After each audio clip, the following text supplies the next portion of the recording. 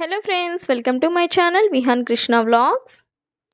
Friends, ఈరోజైతే నేను వినాయక చవితికి ముందుగానే వినాయకుడిని అయితే ప్రిపేర్ చేశాను. ఇంట్లోనే న్యాచురల్గా పసుపు అలానే కుంకుమతో చేశాను. చూసారు కదా ఎంత బాగున్నాడో బుజ్జి వినాయకుడు. సో వినాయక చవితికి అయితే నేను ఇలా ప్రిపేర్ చేస్తానని ముందుగానే మీకైతే వీడియో షూట్ చేసి నేను షేర్ చేసుకుంటున్నాను. వెనకాల బ్యాక్గ్రౌండ్ డెకరేషన్ కూడా నేనే చేసుకున్నాను. చూసారు కదా ఎంత బాగుందో వినాయకుడికి. వినాయక చవితి రోజు ఇలా కనుక పెడితే చాలా అంటే చాలా బాగుంటుంది. ఓకే ఫ్రెండ్స్, ఎలా చేశాను ఏంటి అనేది నేను మీతో షేర్ చేసుకునే ముందు మీకు ఒక చిన్న రిక్వెస్ట్ అండి. మీరు కనుక నా ఛానల్ని ఫస్ట్ టైం వాచ్ చేస్తుంటే ప్లీజ్ అండి సబ్స్క్రైబ్ చేసుకోండి. అలానే పక్కనున్న బెల్ సింబల్ని కూడా కొట్టేసేయండి. దాని ద్వారా నేను ఏ వీడియోస్ పోస్ట్ చేసినా సరే మీకు నోటిఫికేషన్లో వచ్చేస్తుంది. ఇప్పుడైతే ప్రాసెస్లోకి వెళ్ళిపోదాము. దీనికైతే కావాల్సింది ముందుగా పసుపు, కుంకుమ, గోధుమ పిండి, అలానే మిరియాలు, టూత్పిక్ చాలు. నేనైతే నీట్గా ముందుగా ఇల్లంతా కూడా క్లీన్ చేసుకొని వినాయకుడిని చేస్తున్నాను. ఎందుకంటే ఎలా అంటే అలా వినాయకుడు విగ్రహం ఎప్పుడు ప్రిపేర్ చేయకూడదు. ముందుగా కొంచెం గోధుమ పిండి అలానే పసుపు, చూసారు కదా నేను ఎంత క్వాంటిటీ అనేది తీసుకున్నాను అనేది. మీరు ఇంకా పెద్ద వినాయకుడిని చేసుకోవాలి అనుకుంటే ఇంకొంచెం ఎక్కువగా తీసుకోవచ్చు. గోధుమ పిండి ఎందుకు యాడ్ చేస్తున్నాను, పసుపుతోనే ఎందుకు చేయట్లేదు అంటే మనకి పసుపుతో చేస్తే తొందరగా క్రాక్స్ వచ్చేస్తాయి అన్నమాట. అది కాక మనకి అంటుకోవాలి కదా పార్ట్స్ అన్నీ కూడా, అందుకనేసి కొంచెం గోధుమ పిండి కూడా మిక్స్ చేసుకోవాలి. ఉత్త పసుపుతో చేస్తే మనకు అంటుకోదు, పైగా త్వరగా క్రాక్స్ వచ్చేస్తాయి మనం పూజ చేసుకునే లోపలే. పసుపుతో అయితే నేను ప్రిపేర్ చేసి పక్కన పెట్టుకున్నాను. అలానే ఇప్పుడు కుంకుమతో కూడా ప్రిపేర్ చేసి పెట్టుకుంటున్నాను. కుంకుమతో ఎందుకు చేస్తున్నాను, ఓన్లీ పసుపుతో ఎందుకు చేయట్లేదంటే కొంచెం కలర్ఫుల్గా ఉంటుంది డెకరేటివ్గా అనేసి నేను కుంకుమ కూడా యాడ్ చేస్తున్నాను. ఎవ్రీ ఇయర్ కూడా నేను ఇంట్లో ఇలానే చేస్తాను. బెంగళూరుకి వచ్చినప్పటి నుంచి ఏంటంటే ఇక్కడ బంకమట్టి ఎక్కడ దొరకలేదు మాకు సరౌండింగ్స్లో, అందుకనేసి పసుపుతో చేసుకోవడం స్టార్ట్ చేశాను ఒక 4 ఇయర్స్ నుంచి అయితే. అండ్ డైరెక్ట్గా కింద పెట్టకుండా వినాయకుడిని అయితే నేను తమలపాకు అలానే దానికి గోధుమ పిండితోనే మిగిలిన పిండితో పీఠంలాగా చేశాను.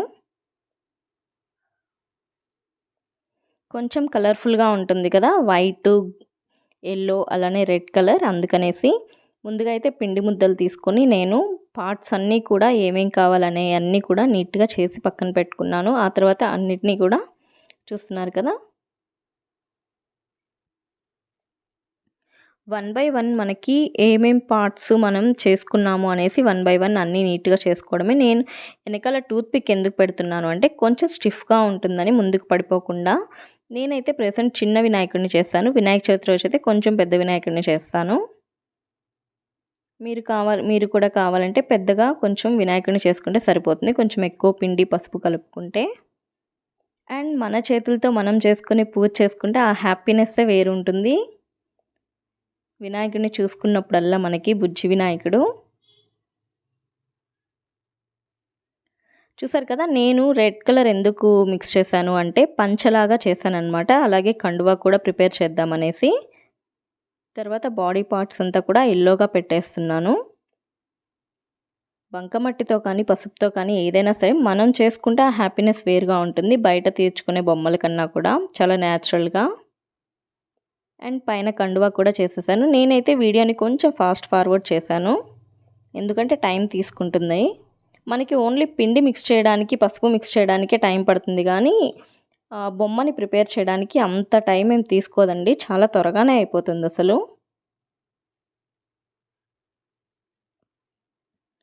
సో ఫైనలీ తలపాగా కూడా పెట్టేశాను. చాలా అంటే చాలా బాగుంది అసలుకి వినాయకుడు. అండ్ చూసారు కదా పైన ఇంకా ఫినిషింగ్ టచ్ అయితే ఇవ్వాలి చేతులకి, అంతా కూడా నేను రెడ్ కలర్లో పెడుతున్నాను. ఇంకా ఓపిక ఉండి టైం ఉంటే మీరు ఇంకా బాగా డెకరేట్ చేసుకోవచ్చు వినాయకుడిని, ఇంకొంచెం పెద్ద వినాయకుడిగా చేసుకొని. సో చూస్తున్నారు కదా వీడియోలో నేను ఎలా చేస్తున్నానో, చాలా న్యాచురల్గా ఆ కండువా అనేది తలపాగా అనేది కూడా చాలా బాగా పంచ అంతా కూడా చాలా బాగా కనిపిస్తుంది కదా.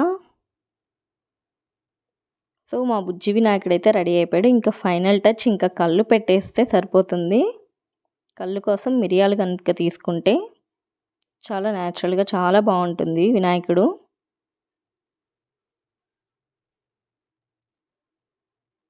సో ఫైనలీ అయిపోయింది. బుజ్జి వినాయకుడు ఎంత బాగున్నాడు క్యూట్గా అసలుకి. అండ్ టూత్ పిక్తోనే నేను దంతాలు కూడా పెట్టేస్తున్నాను, అటొకటి ఇటొకటి. సో బుజ్జి వినాయకుడు ఎంత క్యూట్గా ఎంత బాగున్నాడు కదా, చాలా బాగున్నాడు. అండ్ చిన్ని బుజ్జి ఎలుకను కూడా నేను ప్రిపేర్ చేస్తున్నాను, ఎందుకంటే ఆయన వాహనం ఎలుకే కాబట్టి నేను ఎలుక కూడా పక్కన పెడదామనేసి. చూసారు కదా, ఎలుక కూడా రెడీ అయిపోయింది, చాలా బాగుంది చూడ్డానికి. అలానే నేను వినాయకుడితో పాటు వెనకాల బ్యాక్గ్రౌండ్ కూడా ఎలా ప్రిపేర్ చేస్తాననేది మీకైతే ఈ వీడియోలో నేను చూపించేస్తాను.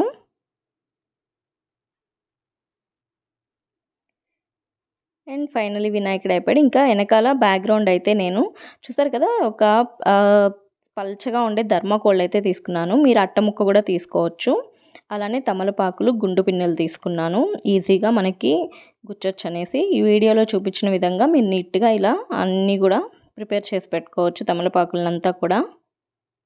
వెనకాల బ్యాక్గ్రౌండ్లో పెడితే ఏంటంటే లుక్ అనేది చాలా బాగుంటుంది. మనం ఇయర్లీ వన్స్ కాబట్టి వినాయక చవితి చేసుకునేది చాలా నీట్గా బాగా అందంగా చేసుకుంటే బాగుంటుంది.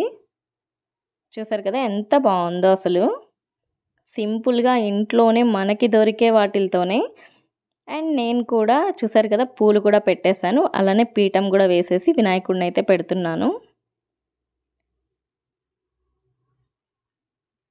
వెనకాల బ్యాక్గ్రౌండ్కి తమలపాకులు, ధర్మాకోల్, అలానే పైన వచ్చేసి ప్లాస్టిక్ది పెట్టాను. ఇంకా మనకి టైం ఉంది లేదా మన చేతిలో పనే కదా, న్యాచురల్గా పెట్టేసుకోవచ్చు బంతిపూలు, చాలా బాగుంటుంది. అండ్ మా బుజ్జి వినాయకుడు అయితే రెడీ అయిపోయాడు వినాయక చవితికి.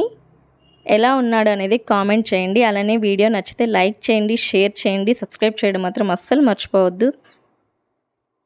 అలానే మీరు ఎలా ప్రిపేర్ చేశారనేది కూడా నాతో షేర్ చేసుకోండి.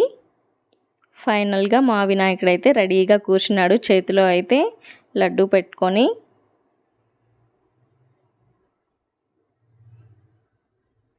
ఓకే ఫ్రెండ్స్, ఈ వీడియో కనుక మీకు నచ్చితే నా ఛానల్కి లైక్ చేయండి, షేర్ చేయండి, సబ్స్క్రైబ్ చేయడం మాత్రం అస్సలు మర్చిపోవద్దు. Thank you so much friends, video watch చేస్తున్నందుకు అండ్ సపోర్ట్ చేస్తున్నందుకు.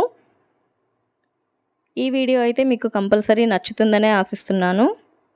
Thank you so much.